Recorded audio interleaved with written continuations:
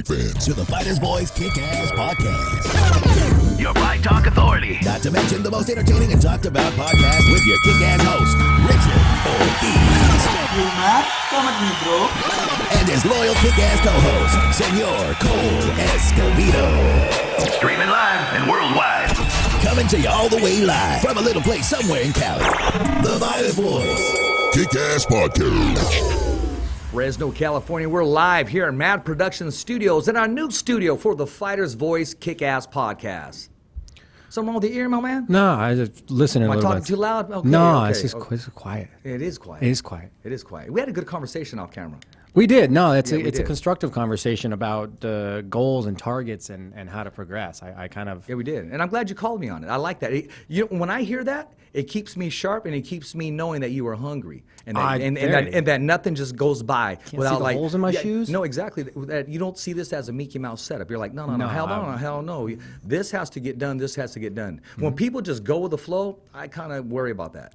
Yeah, complacency is the killer of all projects and all ideas. To be honest, like any passion anybody has, complacency is the killer of it. So I mean, just the new studio we got, the game show idea, dude. That's fucking awesome. Gosh, I can't wait, Can we talk about it? We could talk about it. We could talk about it. So I mean, I know KP had mentioned wanting to do one before.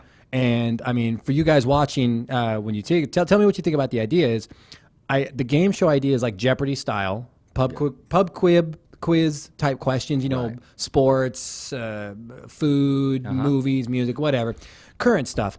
And I want to have like 3 contestants, Jeopardy style. I'll have 3 judges, obviously, a host, and then I want to have the kicker is, let's say you're on the show. Yeah. Well, I'm gonna make you like pick into a hat, and you're gonna pull out a name. It could be fucking Abraham Lincoln.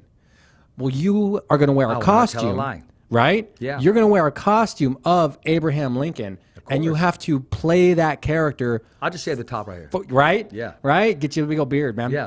And big old stovetop hat. Yeah. Like comically big. Yeah, KP has one. Yeah. I'll See, borrow his. KP's got everything. Yeah, he does. And then the whole point of the game would be you have to play in character. And if you break character, you'll lose points. The judges will decide if you've broken character, or something they'll that. tell you. Like, I like that. I had a concept one time. It was like a Japanese game crossover where like if you would buzz in, like you were handed to the buzzer. Like you couldn't let go of the buzzer. Right.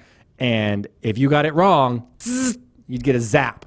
Or you get a spray of like skunk scuff in the face or like something. the beginning of Ghostbusters. Remember they were shocking him? Yeah. And he was reading it and he was getting them correct. The cards in there were zapping him anyway. They kept messing with him? Yes. Oh, my God. And he was like, screw this. Yeah, They're like, I said, I'm "How sorry, is bro. it?" You're not psychic. And when his gum came out? Because he was just shit shocked. Yeah, but Classic, because there's a game like that you hold onto the handle and the light turns green. Well, I know you're going to have some contestants, and I know you're going to have some people that like to express themselves. But see, the kicker is every once in a while have a fighter in there, have an MMA guy in there, or a boxer in there. And that's content for him. That's a different side, and he's going with the flow, man. All of our local guys will be welcome You know who to come You know play. who I'm thinking right now, right off the bat, and I hope he's watching. I'm going to text this part. Hold on, don't say. Let me see if I can guess it. Okay. Have we seen them recently? No. Okay. Male or female? Male, and he was at the radio show. At the old school one? Yes, Way yes, over yes, on like yes. fucking Tower District? Yes. And whenever we went to his gym, and I always told the camera crew, keep the camera on him, because his personality between workouts or sets is just freaking unreal. Boxing, MMA? MMA. Okay. He did something in a match, and even Dana White said, what the hell was that? Oh, yeah? Yeah. Okay. Yeah, I'm not Joe Soto, Porterville. Yes, Remember he gave the dry dude. hump? I was good. Actually, that's why I asked boxing, because I was going to say Jose. No, Joe Soto, bro. Yeah, he loves Soto, that stuff. I mean, Soto for sure. Yeah, definitely have him. I'd love to have a guy like Soto on. He's funny. He's charismatic. He's energetic. Yeah. If you get him involved in a project that he wants to be involved with, dude, game. Yeah. That's all there is to it. But I do have a couple actors in mind. There's a couple local guys that I would love, just because I want to have like Can a you good imagine pilot. the guest list and how much everybody's going to freaking blow you up and want to be on the show? And That'd be one fun. of the stipulations, sure, absolutely. As soon as I see your name light up there, because you subscribe to www.youtube.com/thefightersvoice, your entry is there. Remember like that idea we had, click it for tickets. Exactly. That is something we need to do. Like, there's an idea we've been tossing around, guys, about your subscription and your loyalty and support and how we want to repay that and give them things back. Like, did you know this phone blows up every time there's an event here in Fresno, California, or an event? Oh, I imagine asking for tickets, seats, but you know what? They're not. You know, it pops up of those who subscribe to the YouTube. So I don't see their name on that list. I really don't. And I'm like, if you want to be in it, you got to click it. Like, it's that simple. Like, everybody's following channels. I mean, it's only fair, right? It is, and it's. I mean, it's an incentive, and it's two-pronged. It's an incentive to click. It's motivating to me because I want to give you a ticket and a free shirt, et cetera, et cetera. Exactly. Well, man, at least support and press like. Man. Well, like maybe the idea of, well, we scored you some tickets. Okay. You got to wear a shirt. Like, you got to show as many Fighter Voice fans as possible are in that arena. I like that. That's how you do it. Like with the poker thing. Like, I just want to spend some tax refund money on it. Excuse me. And buy like a small, like maybe like 10 shirts of each, maybe a couple different sizes, and just send them to my poker friends that are all going to play like a Bay 101 or a Thunder Valley or something. And go, can you guys all wear it if you're all going to play this event? I want enough of them in the crowd that people go, hey, what is that? Because that's it. That's how it starts. The second one person goes, hey, I haven't seen that before. What is that? Oh, it's a new poker line. So there's a lot of new exciting events coming up. And I'm excited too. And I will share this because I didn't really want to post this just yet. So I've been keeping it kind of inside. You know, I want Mike Ruther to be part of the Fighters Voice Espanol. I don't know exactly where, but we have to sit down, get some stipulations, get some clarity. And also, you know, I reached out to some other co-hosts for on Tuesday. And they basically said, well, what are you looking for? I said, the next ESCOVEDO. Yeah, good fucking luck. Right, and you know, exactly. They go, oh, fuck that. Yeah, good luck. They go, I watch it. I go, no, I'm not asking that. Just the collaboration, just that we can work together. I'm not talking about run freaking crazy. When I say that is because if Cole was here on Tuesday, we wouldn't have this conversation. That's why. But in our reality, Tuesday needs to be as freaking hot as Wednesday is. Well, we don't want the next Cole. We want the next you kind of thing. Like, we want the next exactly. you. And that was my point. That's what I was getting at. I said, meaning how I can look at Cole and I know where he's going and where we're not going. Or he's thinking the same thing. I'll look into him and he'll go, okay. He'll kind of get it, let me finish, and then come in. And that just comes with just working together and some collaboration and rapport, time. Well, you got to have fundamental blocks. You got to have somebody that is knowledgeable of the sports first. Obviously, you have to speak Spanish. No habla español. Well, that's what Mike. That's with Mike. We got Mike. That's going to be a whole channel. When I'm getting together with KP, we're going to be starting that on Thursdays. That's the whole Fighters Voice. Thursday nights. Yes. Mike's going to be one of the hosts. I don't know if he's going to be the head host or co-host yet, but I definitely want him involved because of his loyalty and his attributes of knowing Spanish. Well, I mean, his Spanish, his knowledge, his ability to be part of the team, and he's been there from day one. Yeah, and you know, yes. And I'm down with that. Now, you had somebody else in mind at one point too, right? On Tuesdays, that's where I'm looking for another co-host. Gotcha. Like we're doing this right here. I'm looking for a female or just somebody that we can vibe off of. Exactly. Flow. Have a exactly start and stop sentences kind of thing. But you know, if you're listening to this right now, you should be getting goosebumps right now. You should be saying, you know what? I'm going to send you a freaking tape because all I want is 30 seconds. Hey, I'm so and so, and you're listening to the Fighter's Voice. Right. Boom, as start, and we'll take it from there. Let's get a little greedy. Let's make them send us something like that. Like, you got to have an opener. You got to have a name. Got to know the opener. And the third part of that has to be shoot us some MMA or boxing knowledge. Thank you. You got to talk about something so we can listen and go, don't be that deer in the headlights. Yeah, you know, like, do you know what you're talking about? Can you actually articulate the knowledge of what you're watching?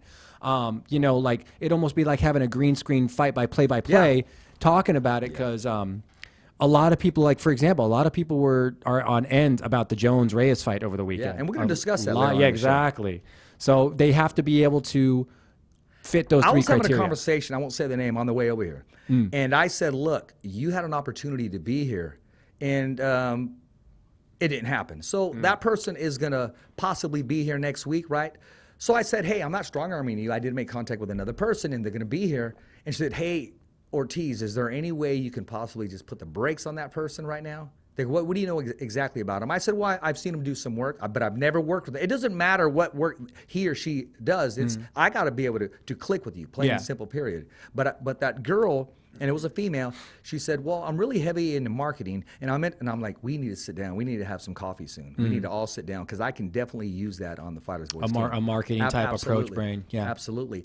And I said, look, when you show up, you're just not going to get behind the mic. I'd want you to come here and get a feel for it.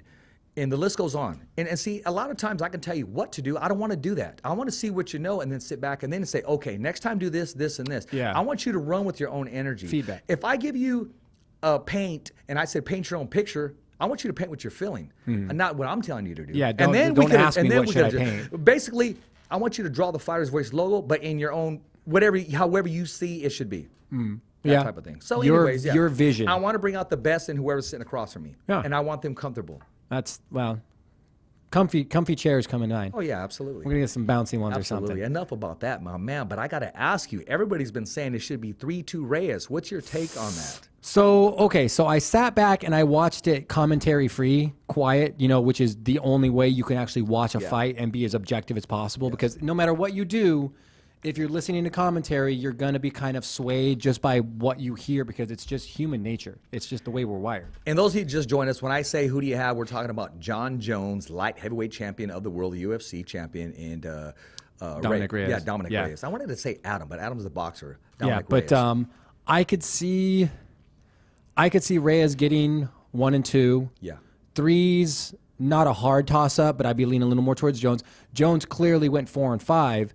And that's those takedowns. And takedown. Yeah, he took down I at like will. the way Reyes was stuffing some of those takedowns. He was. Well, because I think he had kind of a read on when he was going to I think he's got like a tell kind of thing. Like Jones was kind of giving away some knowledge. Let me interrupt you real quick. Did you see Jones get desperate at times on those takedowns? A little. Yes. It was, because I don't think it was desperation as much as it was, I know if I get this takedown, I'm going to win this round. Like, these are going to win me this round. Yeah. So I don't think it was so much desperation as much as it was trying to impose the strategy, which was win rounds 4 and 5. It doesn't matter what 1, 2, and 3, because, I mean, let's be honest. Judges, so GSP does. He wins by takedowns. Yeah, but GSP got to the point where, like, he just didn't want to lose. He didn't care about beating you. He just didn't want to lose, which is, that doesn't really sit well with me. Except his last outing was kind of tailor-made for him. Yeah, it was. Yeah, the Bisping fight was kind of like that was one of those like I felt sorry for Bisping things, because like the UFC clearly wanted GSP to be their belt holder, but Jones, it's he I don't think he was saved by the judges, but I'm kind of like Ariel Helwani. He was almost grateful. Because did you see his expression? Not shocked, but like relieved, almost to say, like, because he wasn't sure. Because it was like one of those few times where Jones even admitted, he's like, I wasn't sure I won that fight. I was kind of sure, like, I think I did enough, but it seemed close. Being a champion for, was it 9 years straight? It has to account for some kind of favor. 28-0? Yeah.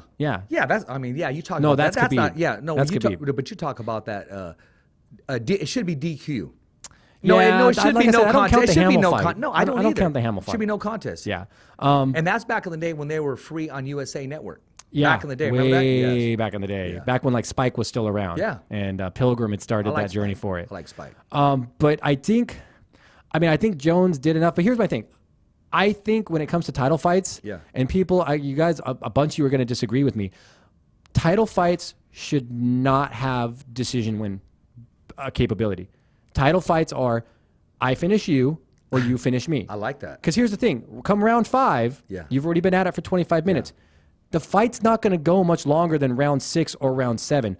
By then, one of those fuckers is going to be too tired to defend himself anymore, defend the takedown, and he's going to get taken down. I mean, here's the thing. Well, it'll make for boring fights, but it will make for decisive champions. Yeah. You have to beat the champion. Somebody's going to stop fighting.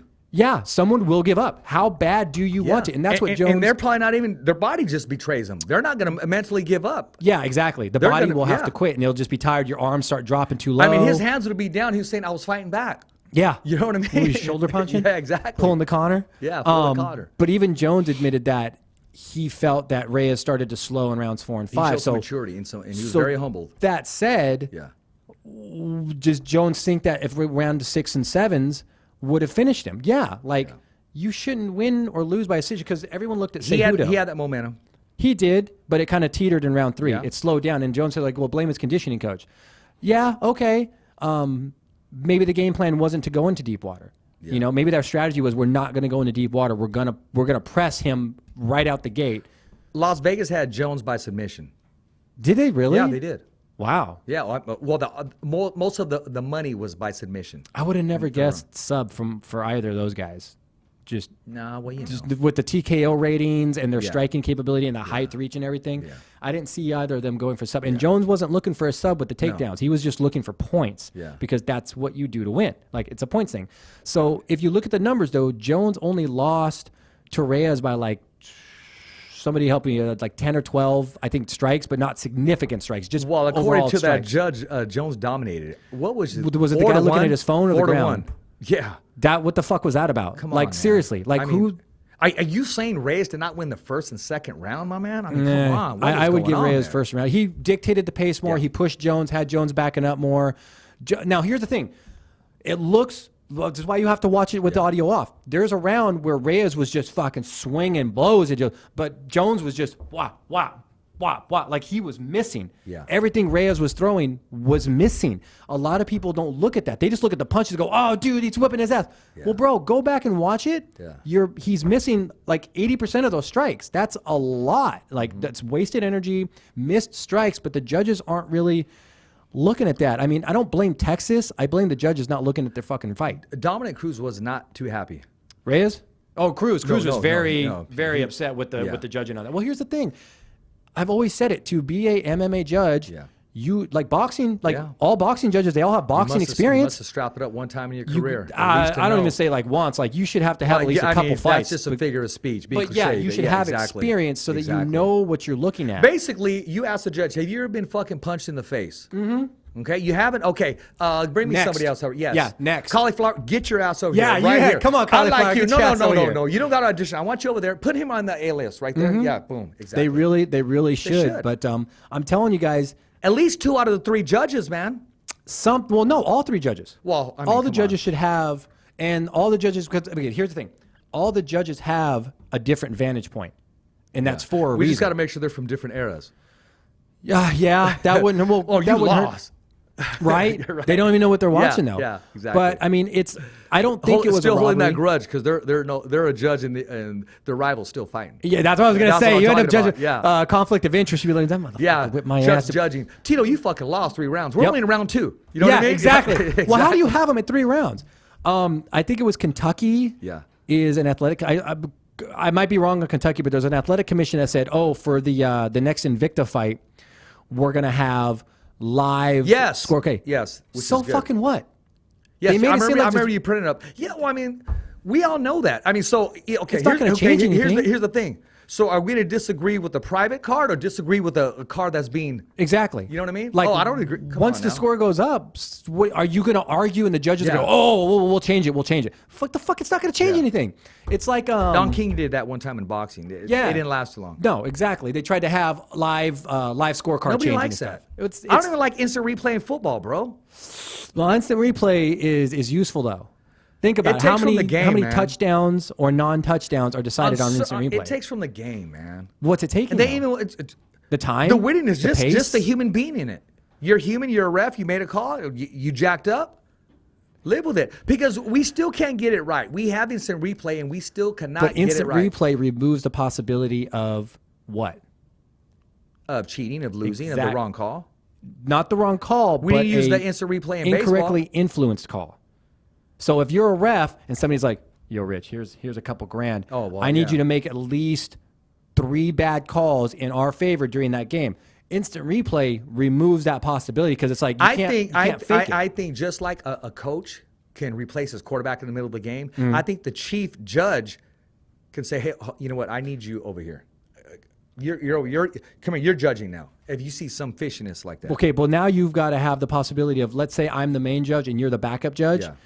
You now have to watch the fight just as much as I am, because if I get swapped out between rounds 2 and 3, you need to come in and have I'm talking about in football. I'm not talking about in football. MMA. Okay, no, in my MMA, bad. you don't know what they're going to judge or how they're going to do it. No, fuck away.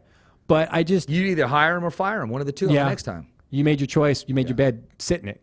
I don't think Reyes was robbed, though. Did you know, Okay? These judges, they get paid very well. So everybody wants to be a judge now. Do they? You may not expect. Yeah, come on. I mean, shit, they're paid right there. You get to sit cage side. That's payment right there. I mean, you got to be some kind of. I could watch cage side on my TV though. Well, I mean, no. There's not like being cage side, bro. You know that. Yeah, there's not. Did you know? I've never been cage side to enjoy a fight. I'm either working it or doing something. When I say enjoy, I do enjoy it because I'm there, but I'm ready to go anytime. Boom, boom, boom. That would be awesome. What's that? You know, body cams. Yeah. For cops. Yeah. Body cammed judges. I think some referees have them. We just don't light them referees up. have them because you've seen the refs. Oh, judges, yeah. Judges. Hell yeah. So here's the thing is, they've got to wear like those glasses. Yeah. They've got the little camera in the middle. Yeah. So if the judge is just fucking off, yeah, we're all going to know. Yeah. And when your score comes up, you're like, how did you find it for that guy? Oh, well, fucking half the fight you were looking at your phone. That's why. Exactly. You only looked up when you heard everyone go, ooh, and you looked up and go, exactly. okay. Exactly. Well, fuck that. Like, I'm telling you, criteria for judging, even McCarthy will back it up. Frank Trigg will back it up. Chael Sonnen will back it up. All these guys will say you should have to have fights to be an MMA judge, period. Yeah. Like, why wouldn't you? And check your vision. Yeah. And not only that, do you understand getting punched in the face? That guy's probably losing right now. Well, you can gauge the damage more, so you can go, oh, because what like looks like an ass whooping might not be that bad of an ass whooping if you have the experience to go, well, he's not really hurting him. He just looks bad, but he's not really hurting him. And he's missing some of those, you know what I mean? Yeah. So, because every once in a while, you'll have those great referees that are saying, no, he wasn't taking punishment. I know this fighter before. He's okay. He usually comes back. Like Diaz. You see, they could have stopped the fight early, but Diaz, when Diaz starts getting tagged, he's in the fight. Trust me. Well, yeah, you got to kill that kid. You do.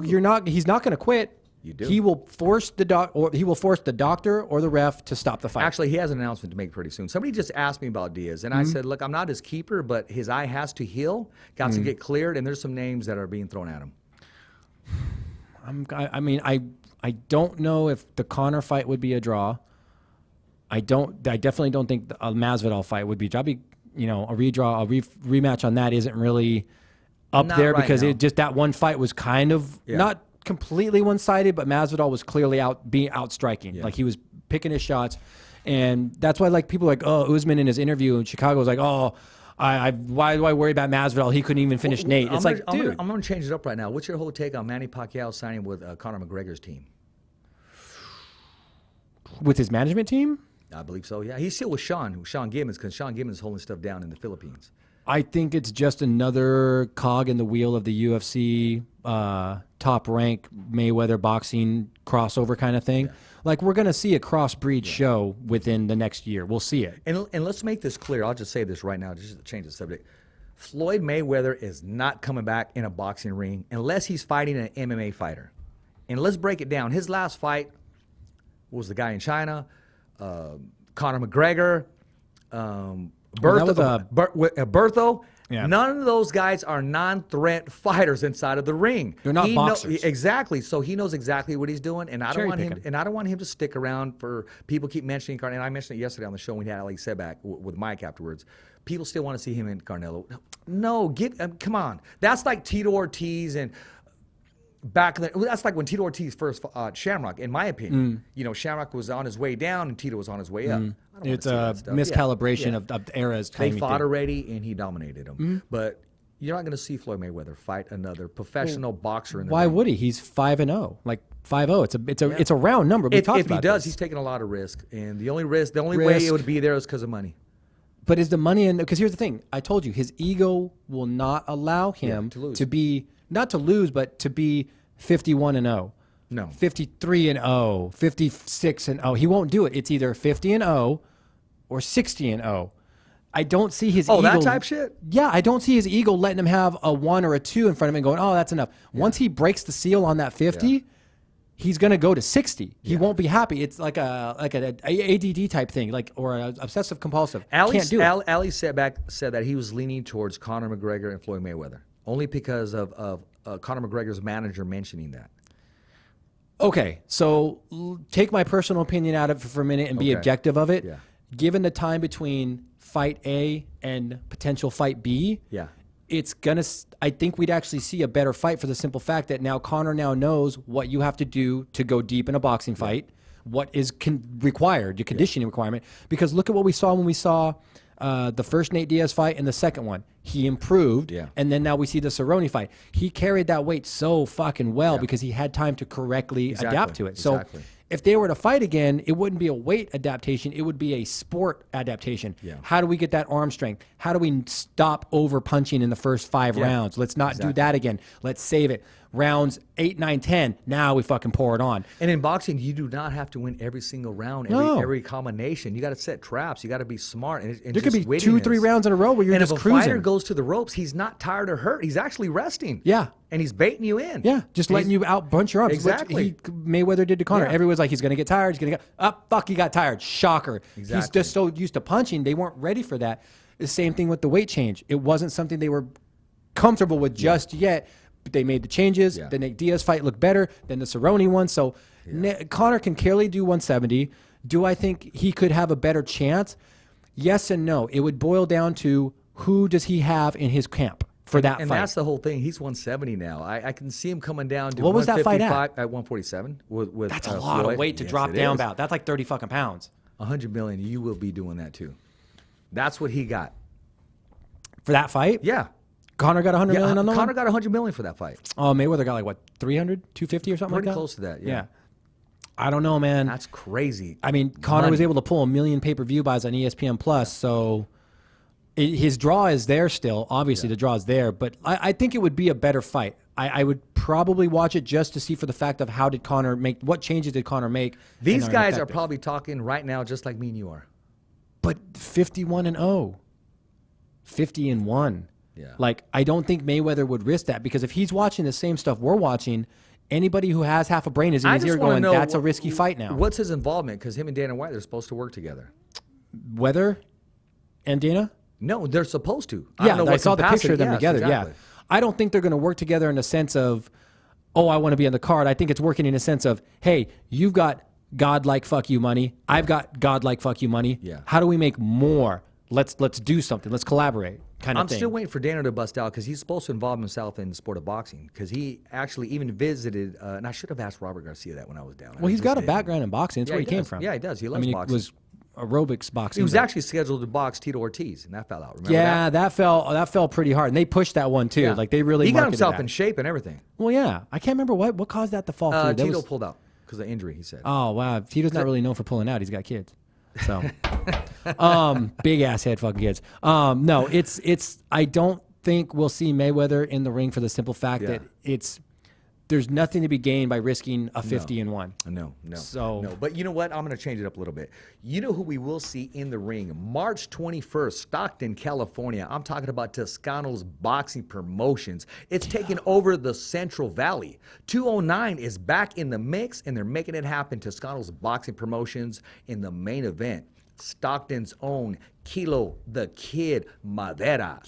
Back in action, and you know what? More motivated than ever. Hey, get your tickets. They're available now. The Fighter's Voice will be in the house. That's March 21st, Toscano's Boxing Promotions. Hey, man, that's going to be a great event. Stockton, what about California. Speaking of 209, anybody have an update on the Diaz mural? And that building that fucked up? No. You know what? I'm going to call Flores, man. I should text him. And you should, just to find out because I would like to see what they're doing with that, or if they're just like, yeah, we covered it up. Yeah.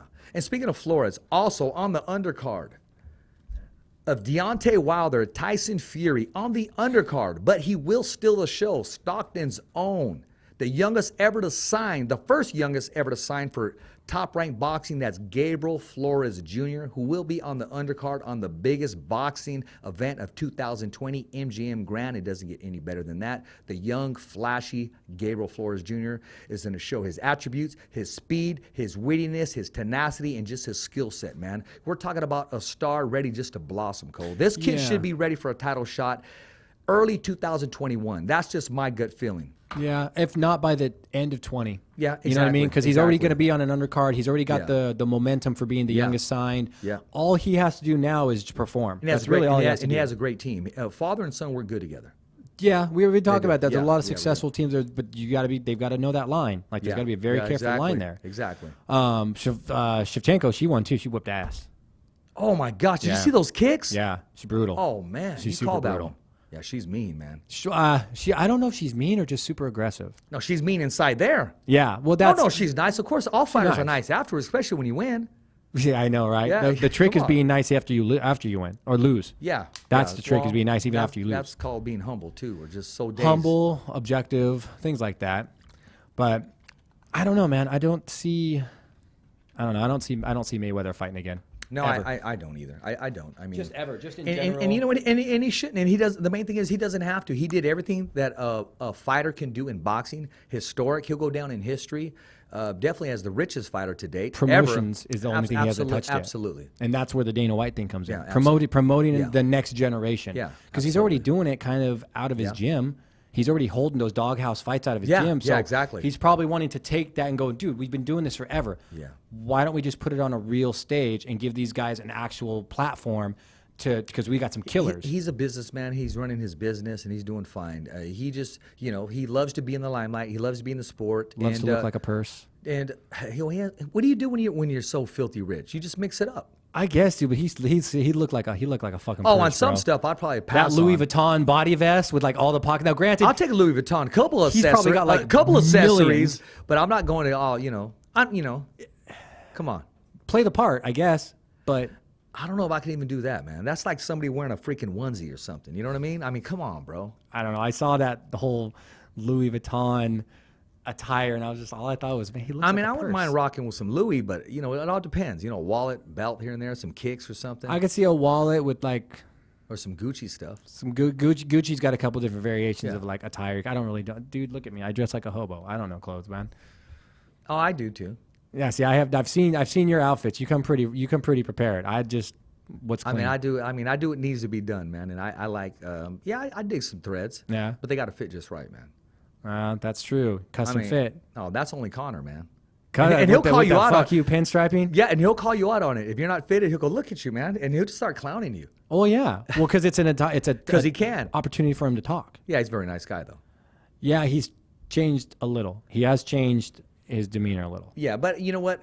When he's made some statements to some media, that media was out of line, and he said, "Dude, get out of my face." I mean, and then you wonder why he's saying that. You look at a previous interview, and he tries to be that guy and put Connor in a corner, and Connor's not going to be in a corner. Yeah, he's not going to be pinned by a journalist asking a question that he thinks is going to get him a shutdown answer. He's just like, "No, you're done. Goodbye. Next." Exactly. Usman Masvidal.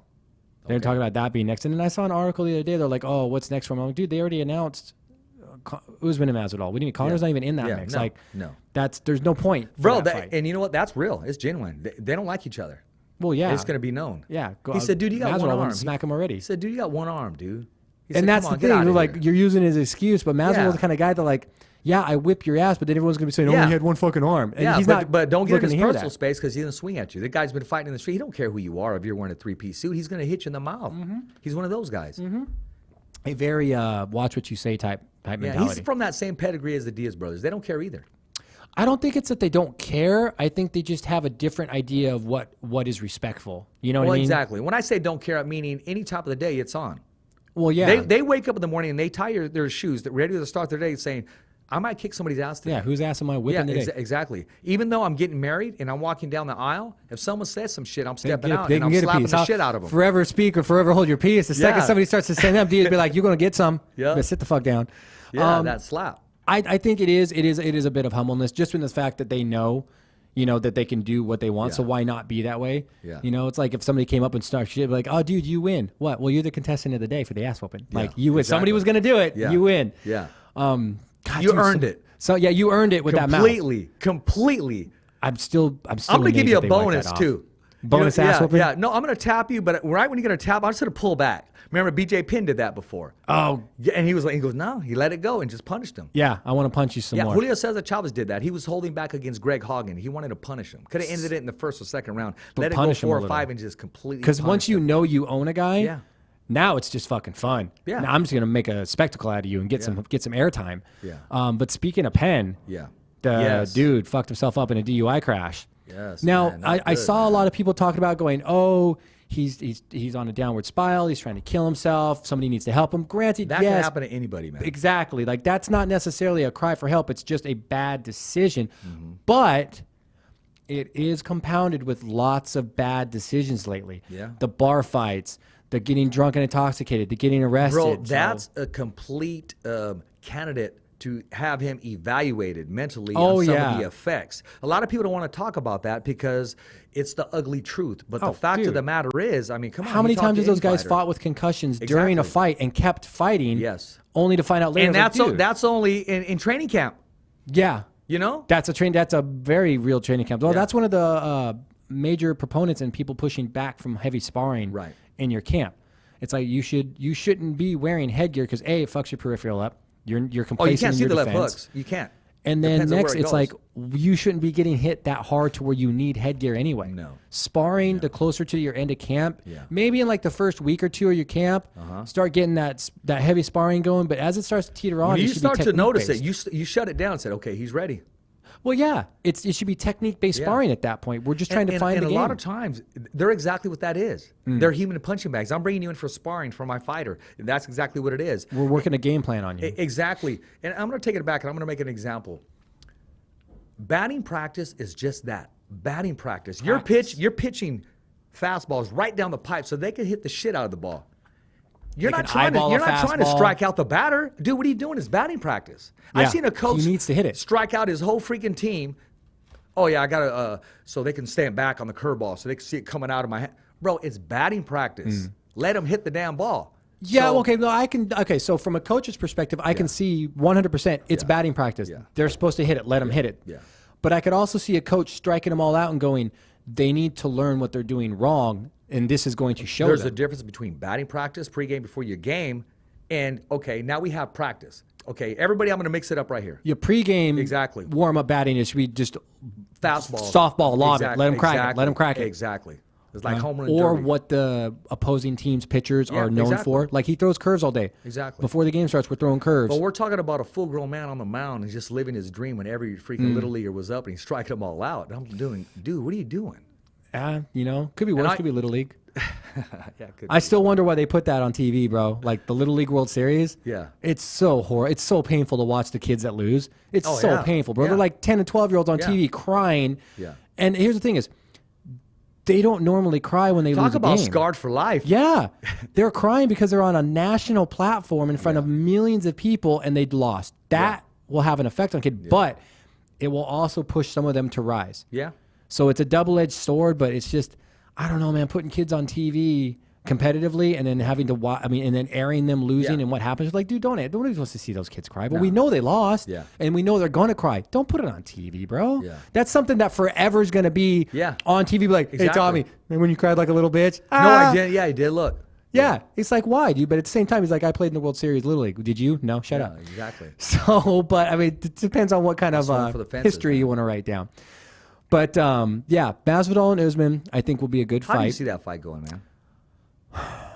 I think Usman would hang back and let Masvidal come to him and play kind of a counter-striking game at first, but he's got so much power that it'll be a very short-punched counter game. Like, he's just going to move, bam. Like, it's not going to be a little jab. He's going to pick his punches. He's not going to be the aggressive. Not at all, because that's exactly not until he Masvidal hurts. wants. Oh, yeah, absolutely. If he hurts Masvidal and gets Masvidal to back up, then I think for that second, I think Usman would just fucking push. Yeah, exactly. Because that's that instinct in him. But he knows when you're hurt kind of thing. I don't know if who's Masvidal fought that might hit him as hard as Usman, though. That's a question, too, that has to be looked at. I don't really think he has. Honestly, I got to give the edge to Usman. I just do. I'd have to go with Masvidal. Really? Are you serious? I think he has more punches and bunches without getting tired. Usman, I think, would get gassed out if he threw as many punches as Masvidal throws. No, Usman's going to pace himself. It's 5 rounds, and he's that new generation type of fighter, like that John Jones type. Well, that fight ain't making it 5 rounds. That fight won't go past the third. No, it's not. But okay, we'll agree to disagree on that one. But I thought Jones was going to win by stoppage too. Yeah, you did. Nobody really knew. They knew about Reyes, but not against an opponent. Not against an opponent like John Jones. Well, force of caliber increase in his ability. And if you notice his last 3 fights that were tough, it was all people that were equal height and reach to him. Mm-hmm. So he had to sit back. A little bit of a height reach. Just a little bit. But at the same time, you get things like when Jones got dropped, I think it was in the first. Yeah, I think it was in the first round. Yeah, body shot. He didn't really get dropped though. He took a body shot to the chest as he threw a kick, so it was more of an off-balance timing. Exactly. But people say, but he punched him and he fell down. Yeah, he did. He did. It's a knockdown. You can be that person and say, okay, that was a knockdown. A knockdown speaks when a man gets hit on the chin and he falls and he gets knocked to his butt. But I mean, people were comparing the Cejudo Johnson fight to this and saying, well, how do you have a guy that beats the champ by decision, but then you have this over here? Well, the thing is, though, you have to be, and I don't even think Cejudo won that fight, but you have to be decisively victorious in every single round if you're going to beat a unanimous decision on the champ. And you better have beat his ass. Reyes did not beat his ass. Cejudo did not beat his ass. You got to remember, when you're so dominant for all these years, when you start to look just like a regular human being, they think you're on the decline. The last two fights he has looked human. Well, yeah, exactly. That's what he is. The last time we tried to walk on water, he fell down. The last time we tried to fly, he went straight down. Yeah, I mean, I think the Santos fight might have gone a little differently People if he didn't close the out. gap. They are. And now there's a lot of pickings in that division. The talent pool is closing the distance. Exactly. And now these fighters, when they enter that cage with him, they're not there just for the payday. They actually truly believe, I can defeat this man. So the way you beat Jones is this. You don't rematch him. Anybody who rematches Jones, this is going to be an automatic rematch. Probably going to lose. This is going to be an automatic rematch. And we'll see an Alex Gustafsson rematch result. I think so? I think in a rematch he would finish Dominic for the simple fact that he now knows what changes Dominic needs to make to beat him. I don't think so. He'll make the changes to finish him. I don't think so this time.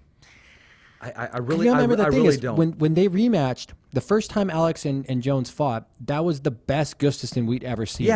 Yeah, but what I'm talking about, but it was not an immediate rematch. Since then, he's had a different rocky road along the way. There's been a different type of journey to the rematch. These guys, if they go right back in there, I think it's going to be. But if you look at Reyes' last couple fights, it's been the same Reyes. My concern is you gotta have your gas that fourth and fifth round.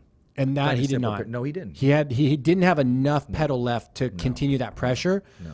But at the same time, he had enough to defend himself, but not to compete to win. Not to push, but defend. Yeah, exactly. And that's why he lost those rounds, because he wasn't pushing. All he needed to do was win those freaking rounds. All he had to do was win round 4, put the stamp or round 5, put one the of those stamp two. On it. If he had won one of those 2 rounds, that would have been it. He might have won a decision at that point. Okay, I won the first 3. I just got to go the distance. No, you don't. This is a whole different sport. You know what the judges. You don't know what the judges are thinking or how they're feeling, and it's apparent. You could be down 4 rounds to nothing in the judges' eyes when everybody watching the fight is going, so you're up 3-1, and your coaches are like, you're up 3-1. Jones is dangerous from round 1 to round 5. Plain and simple, period. Well, that's those championship rounds. Yeah. And that's why he was like, you shouldn't be blaming the judges. You should be blaming his conditioning coach. I kind of agree with that. Yeah. If his condition, and I'm not saying personally blame the guy, but the conditioning. And some people take that as a cheap shot, but it is what it is. It's the wittiness. He was highlighting. Yeah, exactly. The point of you need that gas tank. Absolutely. So, but that's my propaganda for rounds 6 and 7. Yeah. Like, no decisions on title fights, and you will see belts change hands more often. It will. Now, listen, would we be arguing if they would have said in new? Then you could say, well, what did he really do? He outpointed him. Come on, you got to knock the champion out. You got to decide. People would definitely be arguing because of the significant strikes landed, strikes thrown, kicks thrown, takedowns. I get that. Jones, I don't dislike Jones, but the man's been there for 9 years. He is going to get favor. Exactly. He is going to get favor on a close fight, just like Muhammad Ali. Muhammad Ali did against Kenny freaking Norton. He's been dominant in Yankee Stadium. He did. That fight could have went either way. I mean, I'm just calling it the way it edge is. was too. Exactly. Even Muhammad Ali said he had no management, no prestige, no nothing. I'm the name. He said that. Ali kept it real. Well, yeah. Fought his ass again, too. He didn't care. No, he didn't. Because he was the top dog. He wanted to test himself, and he wanted to earn every single thing that was handed to him. And that was handed to him as far as an opportunity. I wouldn't say handed to him, but it was presented, a profitable presentation. Absolutely. And he knew it. He was smart enough to see it. Yeah. I don't know, man. I really think that the formula to beat Jones is this. Have a fight like that. Yeah. Get a fighter similar to Reyes that's just as good and have him fight Jones next. They're going to run it right back. If they do, Dominic will lose. If they do, Dominic will lose again. If they do, I got Dominic on this one. If they've rematched, I see Dominic getting stopped. Well, everybody thought Gustafsson was going to be the guy to beat Jones because he had come so close. But see, in business-wise, it's going to come right back because if Reyes fights and he loses, there is no rematch. Forget it. He's going to sit back and say, let's run it back. I can see a rematch. I'm all for a rematch. I'm like 80% for a rematch. That's his gift, as if to say, okay, our gift to you, we're going to do it again. Since, we can talk about the controversial decision, especially 4-1. Let's run it back again. Immediately. I think the only reason Gustafsson got a rematch immediately was because he did so much damage. No, he did not get a rematch immediately. Oh, he had to wait. That's right. That's he had to wait. That's what I'm talking about. He had to get a win in there first. Yeah, he got rocked a couple times. Remember, Daniel Cormier beat him. But he had Daniel beat too because he earned his way back the hard way. Just keep winning. So what would justify a Reyes rematch right out the gate? Because of the controversial decision. It's not really controversial though. When you why are we talking? A week or so when it's really broken down? Why the fuck are we talking about it then? But in the extent of a week from now, and fans buy tickets. It won't be controversial. Dana White even made his statement, which I'm not going to quote him. Joe Rogan did too. They'll buy tickets just because Jones is fighting. It's not that it's him fighting Reyes. But when Jones makes statements like, our rematch will be epic, it's because in Jones's head, he's like, I know how to beat you now. You know what I don't want to talk about it anymore, and I won't bring him up again? Floyd Mayweather's not boxing again, okay? I don't want to bring him up no more. Wow. He's a great businessman. We'll leave it at that. And that's no disrespect. We need like a little ticker like up in the screen. Every time we talk about money. We do. Just ding. We do. Ding. We do. And we'll recap how many times we actually talked about them. See? Oh, my gosh. Where is that bell at? I love it. But talking about money, okay? We're getting some? No, like, damn it. I hope so. I told all those guys, dude, your T-shirt opportunity is there. We're going to be doing green screen. Like, put your fucking product out there. You're absolutely right. Like, and I got no excuses. I'll just tell you about my day, and then we'll get to that. Okay. Okay. Woo, boo-hoo, right? Okay.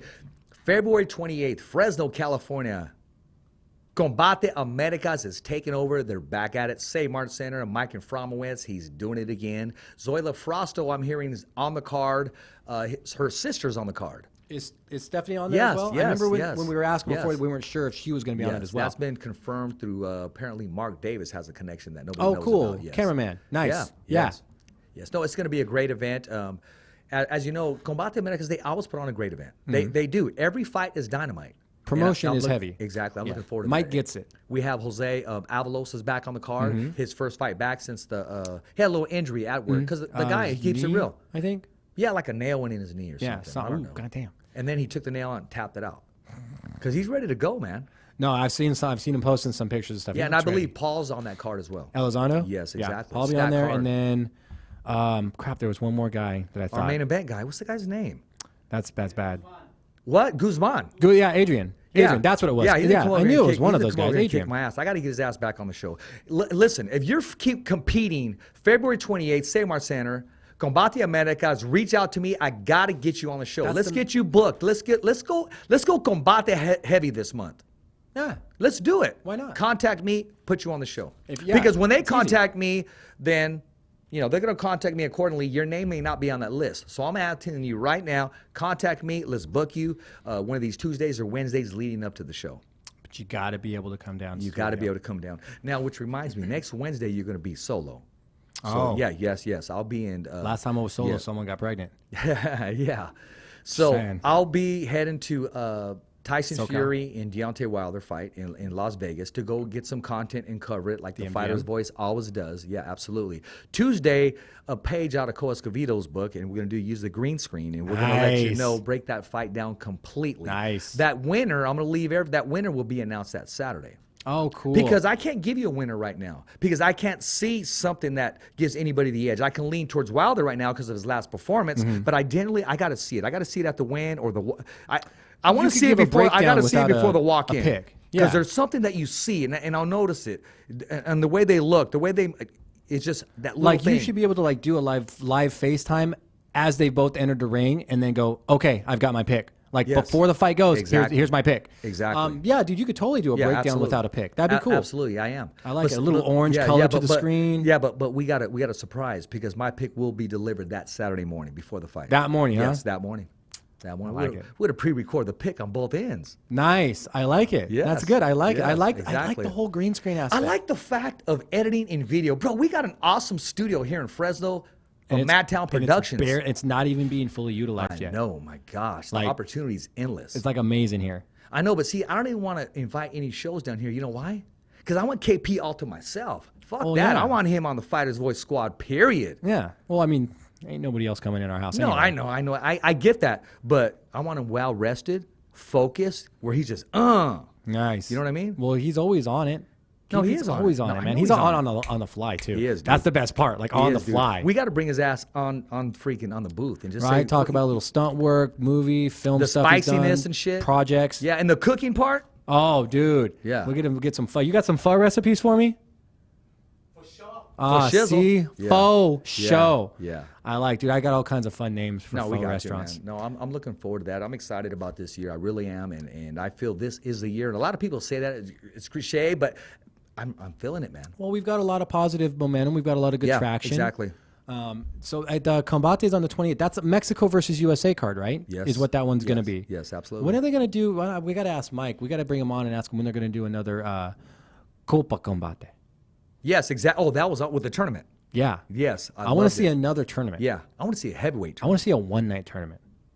Yeah, like we did. I want to see a Yeah, one-night. exactly. One-night. That was tournament. great. See, and that was smart because they introduced it, kind of leading you like, okay, it's always going to be like that, you know. And I loved it. Yeah. These guys go in the dressing room, they're putting ice on themselves, getting ready to go back in. And the and they're hurt best as hell. part- They're hurt as hell. They go, no, I feel fine. I'm good. Well, yeah. That's the other thing. Yeah, is, absolutely. do you want to? Are you going to continue? Yes or Yeah. no? Well, they have a guy on standby. Yeah. Which I don't really like. Yeah. But it is what it is. I mean, or you could go Daniel with the concept. Cormier. You can go with the concept of your next matchup is hurt. You automatically get a bye. Yeah. You move on to the next one. Like that way there's no new guys introduced to the tournament. Yeah. So it's fresh. Because like look at the UFC back in the day, they had that guy that ended up like almost, I think he did win it, and he was an alternate. Nah, no fucking alternates. Yes, I remember that. Now, if your guy can't fight, you automatically get the W. You walk him out. Yeah. Okay. Yeah. Present winner the by check. forfeit. Present the check. Yeah, winner by forfeit. Yeah. Done. Out. I mean, maybe not for the championship. Or you know what I would do? You know what would be kind of sweet? Okay, hold on a second. You're the fresh alternate, and you're the fresh alternate. Okay, you two alternates fight right now live. Winner fights. Boom, Winner let's go. fights the Then I champion. can see that. You then gotta earn you've there. got a non-fresh guy. Yeah. Like even if it's a decision win, Yeah. like okay, you've got 10 minutes to Yeah, rest up. You got 10 exactly. minutes to rest up, and then You you're want out. it or not? Diaz. What was his name? Paul. God damn it! It was Orton? No, it was way back in the day. Yeah. King of the Mountain. Diaz fought on it. Nick fought on it. And Jeremy Jackson fought on it, and they ended up fighting in the main. But Jackson had all quick wins that night, and Diaz had like 2 long-ass decisions. Yeah. And Diaz ended up losing that one, but he had 2 long decision fights, so he was already spent. But you know what I would really like to see in a one-night tournament? Yeah. Telling you, bring all the fighters out into the ring before the fight, right? You know how you have a fight camp, you have your opponent, you know what you need to fight against, blah, blah, blah. Fuck that. Are you a real fighter? Yeah. Cool. Adapt. Survey says, like adapt. old school Dragon Ball Z, Yeah. you're number 5, you're number 9, you're number 6, you're number 4. Yeah. Everybody pick a fucking number out of the bowl. I like that. 9's fighting 5, 6 like is that. fighting 4. And that's because that thing is, if you're really a fighter, it doesn't matter. Transition, adapt on the fly. Exactly. You might have a room full of I guys can't and a fight. wrestler. I didn't train for a southpaw. Exactly. Too damn bad. You didn't train for a southpaw. Yeah. That's your fault. You should have Yeah. trained for a fight. Exactly. Period. Mikey, you listen? Fromwich, are you hearing me, dude? I'm telling you. One night tournament, all the guys come in the ring, ready to go. It's it. And the first match, okay, you're going to be the first match. You're going to be the next. Like, there's already a set order. I'm of not fighting, my friend. Yeah, it Hear don't all fucking that. matter. Yeah, get out of here then. No, okay, you don't want to get paid then? Yes, Fuck exactly. on. There's another dude who will take your paycheck. Exactly. We're from the same gym. Yeah. Too bad. Too bad. Tonight you're not. Tonight you're not. Tonight No. you're fighters. Yes, exactly. Exactly. I'm telling you, dude. I'm just talking about well, that's you'd all you're avoid gonna that by hear. not booking I know. multiple gym guys, but you could do that. But you're gonna hear every excuse in the book. I was in Kuwait with him. Excuses aren't for winners. What was I was that in college that with him. progressive commercial? Yeah. Can I have some sprinkles? Sorry, Timmy, sprinkles are for winners. Yeah, exactly. Paychecks are for winners, Yeah. dude. Do you show up to fight? It doesn't matter who you're fighting. Guys like Cody Gibson, Mike Martinez, Soto, like all these old school guys that fought back in the day, we didn't give a shit whose team you were on. You know that name keeps popping up. My God, they will never ever. I mean, what is that, bro? They need to make a freaking movie, bro. Joe Soto, right, dude. was supposed to be his UFC debut fight at 3:00 where nobody gets to see his ass Title and, fight. and bring him in and say, "Hey, would you like to fight for the featherweight championship of the world?" And I remember he said, Richard, I'm just holding in the tears. He said when he went to go jogging for the 2 pounds, he literally lost the weight by tears and just laid down on the bathroom floor and just couldn't believe it. It was so real. It was an opportunity that had been handed to him that nobody expected. And he embraced it. He earned it. Oh, hell yeah, he did. He earned it. Now, granted, they might have offered it to him because they thought, well, it's a prelim guy, he'll lose. But they offered it to him because he had earned just the idea of being in their head. And they thought, who do we have on this card already? They thought it was going 1 round. No. They expected a good fight. They wouldn't have offered it to him if they didn't expect a good fight. Bro, they didn't expect the fight they received. They did not. Probably not. No. I mean, from a matchmaker's perspective, if I were a promoter, I would be like, there's no way he didn't choke under the lights, didn't choke under the pressure. He went there and he performed. Mm-hmm. I feel sorry for the guy he would have fought that night. Oh, yeah. He would have crushed that guy. Yeah, he would have crushed that guy. Yeah, we need to talk about him. See, how's it like to show up and not get a fight?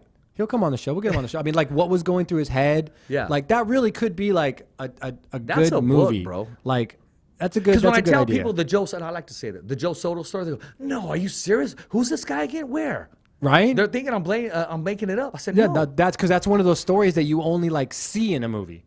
You know, like, he trained all the time, and all of a sudden it's like, hey, we got this idea. That's the type of shit you're like, okay, here, bro. I just came. Like you go to a Framo and say, hey, I just came to give you the blood work for my guy here. I got to go. And the guy goes, no, wait, hold on a second. How much does he weigh? Yeah. Oh, and before you know it, Cole Escovedo's freaking walking in the cage with a freaking huge number, and you land a kick, and you're freaking featherweight champion of the world. I've had that happen before. I've walked in to pick up photos from a fight, a previous fight. I went to pick up photos at that fight, and the guy's on the phone. It was John Pack.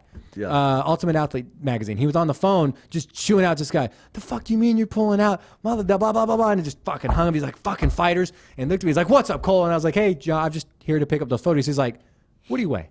And I was like, I don't really ever cut weight, you know? And I was like, I just had my first fight at like this way. And he was like, you want to make $1,500? And I was like, sure.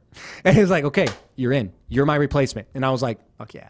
So like, right place, right time kind of thing. And that was a right place, right time. Yeah. Joe's was a right place, right time, but in the sense of he created that with his skills and his fighting. But he was asked. They didn't say you're fighting. They said, would you like to? He was given an option. Yeah. Well, yeah, because they're going to say, you know, they turned it down. I'm sure they had another guy. And you got to hear him tell that story, too, because, Rich, they took me in, like, this dark room and stuff. And I'm like, I thought it was going to whacked. Yeah. Good thing it was no plastic. It was probably a room where there was, like, maybe 2 or 3 people Well, in he it. said, look, I need to talk to you and just you alone. But you know what? Enough said. I'm going to let Joe tell the story. Oh, dude, yeah. Joe, if you're watching, bro, which you should be. Yeah. I'm going to get you on. We'll tag you if we have to. Oh, yeah. But, no, I like the idea of a one-night tournament. With the concept of not knowing who you're going to fight. I really do, because I think it would make for some interesting matches. So it could make for some boring matches. And I would love to know that these fighters, they train for everything. Yeah. For everything. They train for a fight. Slim. Yeah, exactly. There you go. Now, when you're at a bar and someone bumps into you and you're ready to let hands, okay, are you a southpaw? Are you conventional? Are you a ground guy? Right? Come on. You could fight some dude on the street, all of a sudden he's kicking off his sandals. Let me measure you up. Like that one guy was measuring us up that one day. Remember? Yeah. He goes, how much you weigh? How much you weigh? The fucking matter how much I weigh. Hey, back off. Can I talk to you? Yeah. And then it was kind of like, I go, dude, you need to get out of my space. Right? You're in my that? bubble, dude. Yeah. Like, why are you in my bubble? Oh, no, what are you doing? That was a weird cat. It was. That was a weird cat, dude. That was a weird night. That happened. That was random. That was super random. That was crazy. Like, it was just super, super random, and we still to this day don't know what triggered that. Well, I don't know, man. You know, we kind of have an idea. Yeah. It was a desire to be in a certain position within something. I just know that when he was coming this way, and when his friend stopped him from coming, he was going to come on the live set. Oh yeah. Yes. Yeah. No, we saw that, which would have been great entertainment. Dude gets freaking his ass kicked by Cole Escovedo. That would have made for an interesting show. Hey, that would go down as another win for you. You know what I mean? Let me get my record book out. There you go, boom. I could use one. I probably need to really just get back in the gym and just take a fight before I'm 40, to be honest. Do it. That might be my 40th birthday present to myself. Ladies and gentlemen, you heard it. Only on the Fighter's Voice Kick-Ass podcast, we're simply knocking out the competition and giving people opportunity. UFC veteran himself, Cole Escovedo, almost signed on the dotted line to compete. One last time before he turns 40 years old. Richard Goodman, if you're listening. Christian Printup, if you're listening. Mike Efromowitz, if you're listening. Jacob from Tachi, if you're listening, let's make it happen. It's like, Faber did a 40 birthday prism himself, and that sounds like a fun idea, because here's the thing is there's no there probably wouldn't be any real pressure. It's not like it's the job again. It's just it's something that you're gonna do. It's just a fun thing you're gonna do. Get a cause behind it. Yeah.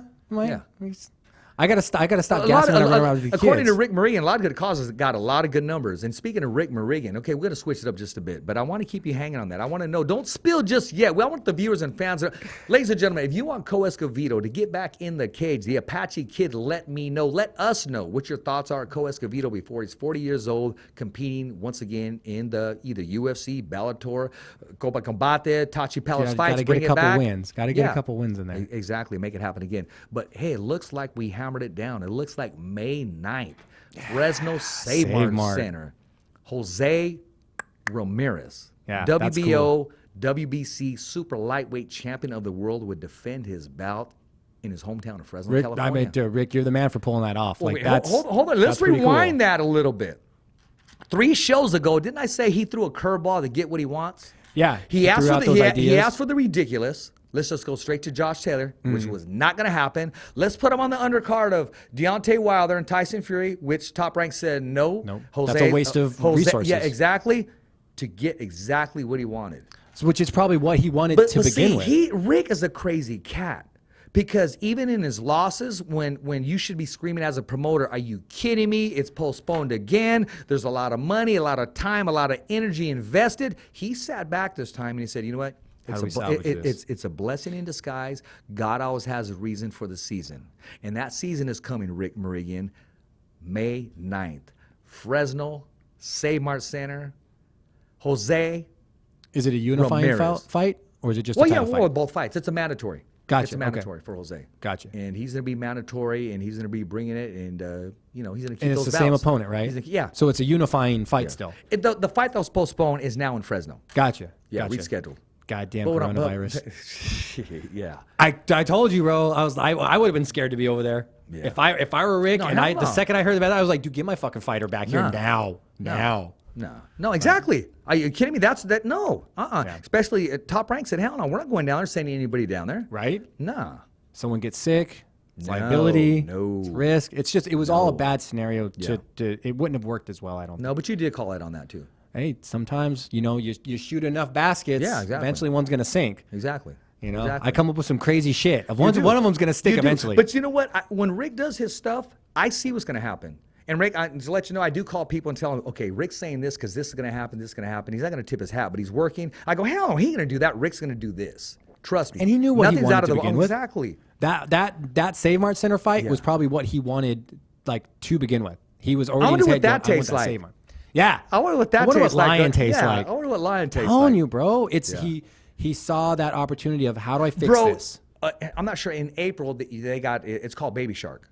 Right? I do that. I'm actually taking my daughter, my granddaughter. At Save Mart. They should have one of those characters like Rick Shark. You know what I mean? Just make shit happen. You know what I mean? Watch, you're going to see a bald shark with some crazy glasses or something, man.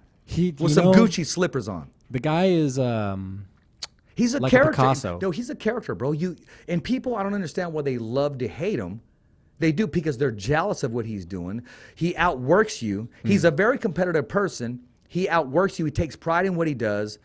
But when you mention his family or his mama, he turns into a little baby, a little kid, and I appreciate it because he has the biggest heart that you would ever see when it comes to that. That I've noticed. I've watched little things about it. I always study him, his mannerism, and how he reacts. Even when somebody sings the national anthem and he gets touched, I see a different side to him, which is that human side. You know what I mean? But the one that a lot of people don't get to see. When it comes to work, no one's exempt from getting their ass kicked on my field. Okay? I'm going to kick your ass. No matter who's across from me. It doesn't matter. I'm not going to mention networks or anybody. You're not beating me. You're not going to top my proposal. You're not going to out-hustle me. You're not going to get the sponsors I'm going to get. You're not going to get the following. If I got 15,000 last time, well, I need to get 16,000. Yeah, I was going to say. Those are his goals. That's got to be something where he's looking at it going, we need to nut those numbers up. He's probably calling Save Mart Center, we're going to need more seats. Right? Or how are we rearranging the stage? Let's go higher. How high does the roof go? Man. Cut back stage a little bit. I want to see him negotiate a deal, and he probably will one day with Jerry Jones. Oh, for the football stadium? Or just to sit down and say, hold on, Jerry, let me show you how it should be, how I can do it. Hear me out. Yeah, exactly. Yeah. Hear me out. Okay, I'm gonna get in the water right now. You see that fin back there? Yeah. It's in work mode. Yeah, it's on. Exactly. It's going. No, I don't got eyelids. I cannot close my eyes. They don't close. They sleep in the water. They don't close. We're friends, but you still pray. Yeah, and well, I mean, that's like I said. That he'll tell a guy, "I'm gonna outbid you and I'm gonna outwork you," but hey, what are you doing for Thanksgiving? Yeah, like exactly. It's that approach, and that's you'll notice that with like guys like Mark Cuban, guys like Dwayne Zinkin, a lot of top tier guys in their in their genres or industries or fields or whatever. They're like that. They are some of the more nicer guys you're going to meet, but it's a business at the end of the day. It's the money makes the world go round. What I do is help him make the world go round. As far as our industry is concerned, that's what he's doing. Yeah. There's nothing wrong with him saying, I out-hustled you, but hey, what are you doing? I want to say something, but I don't want to act like I'm freaking jocking him. But I'll say it anyways. I appreciate the fact that he loves Fresno and embraces Fresno. Can you imagine he said, F it, I'm going to go to Vegas now. I'm going to be a promoter now in Vegas. But he takes pride in Fresno. So instead of us, and I don't want to say us, instead of the people that want to, and what gets me is I'll be in a room and I hear people talk shit about him. And then I look at some of their posts. Oh, Rick, you're doing a great job, man. Dude, they're freaking sucking his dick. And then they talk shit about him. I'm a straight shooter. When I see him, I just said, he is great at what he does. He is. And I use the word great at what he does. Now, I mean, I probably won't wear slippers like he wears because probably I can't afford them. But when it comes to his work ethic, I mean, second to none. Yeah. Do I think he could do something with a fighter's voice? Absolutely, I think he can.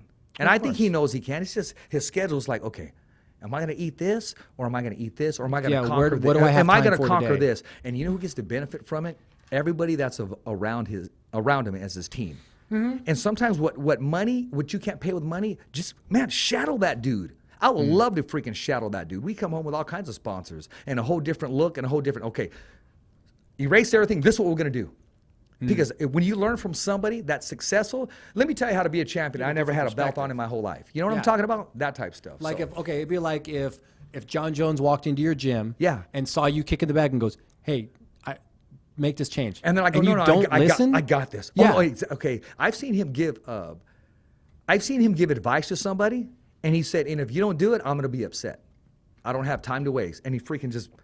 And now at that point, he feels that you're wasting your potential. Yes, exactly. He took the time to give you some feedback, give you some criteria, and say, look, this will make you, not me, it'll make you better. Yeah.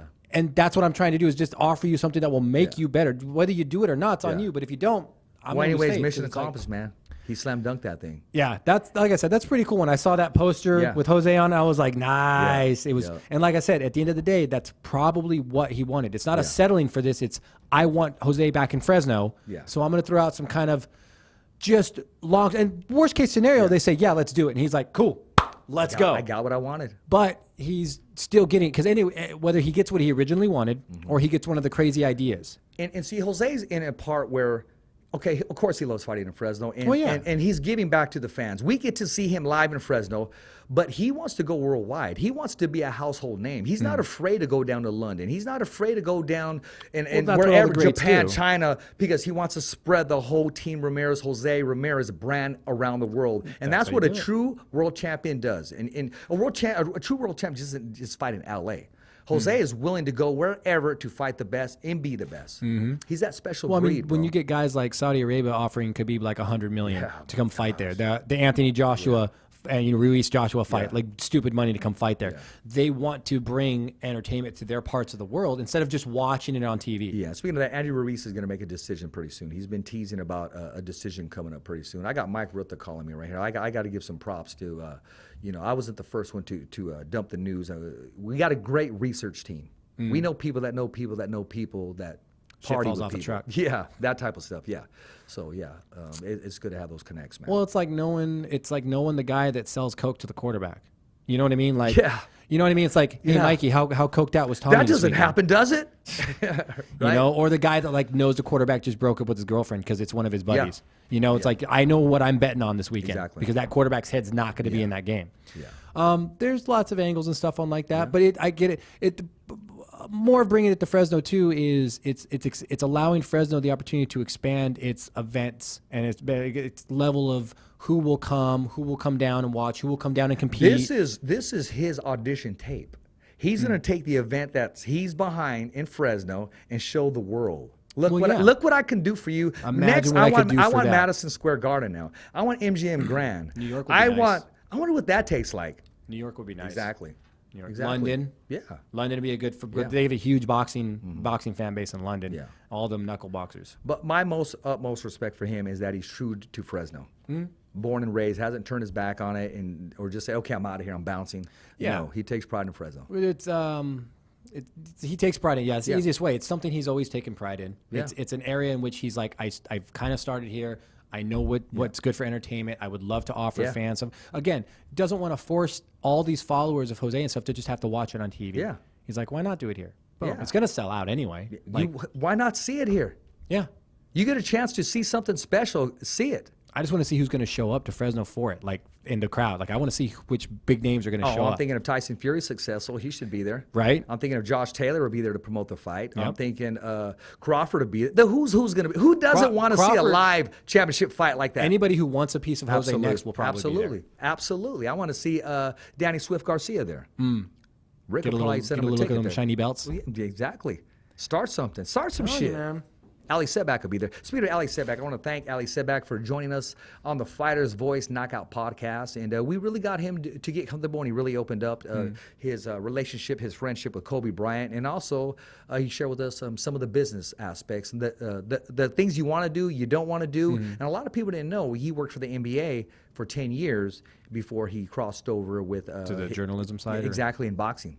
Yeah. 24/7, man. Boxing, That's a long time in the industry. 365, yes, and he loves what he does. Well, I bet he's got some fun very stories, witty. then. Oh, he does, and he got the high connects that he's earned by trust. The time spent networking. Absolutely, Yeah. Oh, yeah. absolutely. You have to sweat what you love. There was something he said, Cole. I didn't mean to cut you off. No, and no. It just really hit with me. He said, when these guys fire at me, right? These other guys, he goes, I never hit low. I always hit high. Well, yeah. And I love that. High's the knockout. Why are you going to go down to here? Are you AAA? I mean, do you even got a team? Or do you own a team? Do you even own your name? You see what I'm Right. saying? Compared to, and you want to come at me? They come at him because I'll say it. He is the GOAT of media. Plain and simple, period. Now, there's going to be other champions around him that are just as good. Contenders. But he ran with his own style, and he's making it blow up. And he's being himself. And he's true. Yeah. And he endorses the Fighter's Voice, so I like that. Oh, speaking of not blowing up, but like looking for competition and stuff, DC's been trying to knock on Stipe's door again, saying, give me that trilogy fight. That needs to happen. Just let it go. Because they we both were trying to about ask retirement. Rudy that one day is when we brought him out. It's like, if it doesn't happen, is that it for DC? Yeah. Like, maybe. Yeah. Like, that's really only because it's no longer a matter of what's the next fight for Yeah. DC that would be good. It's DC wants that fight to be his next fight. Like, he wants that fight. Well, he doesn't want to go out the way he went out. He can go out knowing that, okay, I'm win, lose, or draw, I'm leaving. Well, yeah, because he can go back and look and say, I fought you once, learned, or I didn't. Win, lose, or draw, he's leaving not shoes. He's leaving those gloves in that ring. That Probably. cage. Yeah. Probably. Yeah, I It'd think so. be a nice feather in the cap to do it with a W and get that belt, but I think so. belts I think change hands so many times in that organization that it's weird. It's crazy. Do we have anything before we close out? Just Combate coming up. Looking forward to the Usman I am Masvidal fight. There's going to be a couple UFC fight nights here at the end of February. You're going to have, I want to say, 166 and 167. One's on February 21st, I think, and the other one's on the 25th or somewhere in that name. Yeah. But Bellator is going heads up with the second one. They're going to both do it on the 22nd, I think. I think it's a Saturday. They're both going to do it heads up, which I always like seeing that because I like to see the numbers. I want to look at the rating numbers and see who are the fans watching. Where are they committing? Speaking of that, we got to get Big L back on the show. Yeah. Drop some news for us. Yeah, I want to find out when he's going to be lacing them back up because it's been a minute. Yeah, it has. And he should ready. be healed up by now. He should be ready. I want to see if there's a name on an opponent. And Bellator's they took care of him. Yeah. It's now time for him to take care of them. Absolutely. You know what I mean? Like, Yeah, exactly. come perform. Yeah. Start giving us some ticket time. You know what I mean? Like, let's you got to see get the what's going fans on. back in there. Absolutely. And Al's good about that. Yeah, he is. He's always been good. No, he's true. He's true. And he's happy. He's He is. happy doing what he's doing. He's making a living out of it. You never work a day in your life. This is true. This is very true. Ladies and gentlemen, I want to thank you for joining us here on the Fighter's Voice Kick-Ass Podcast. One note that we didn't talk about, but this Friday, King Ryan Garcia, he's going to put his undefeated record on the line. And he'll be giving everybody a Valentine's gift. And he said, you know what? It's going to be a knockout. And also on that card from Parlier, California, Evan Sanchez is making his Golden Boy debut. Nice. Undefeated fire with hammer in his hands, and he's managed by Joel De La Hoya. You reached out to me, my man. I reached out to you. Let's get you on the show. Let's talk. Let's collab. Let's make this happen with Golden Boy Productions. As always, Fresno, California. It's a wrap. Thumbs up for Richie. Okay, fight fans, it's not goodbye, but until next week. Remember. It's always voiceography at its finest. So on behalf of Richard Ortiz, Cole Escovedo, the special guests, and all the crew right here at the Kick-Ass Podcast, saying hasta luego, babies. And always, thanks for listening.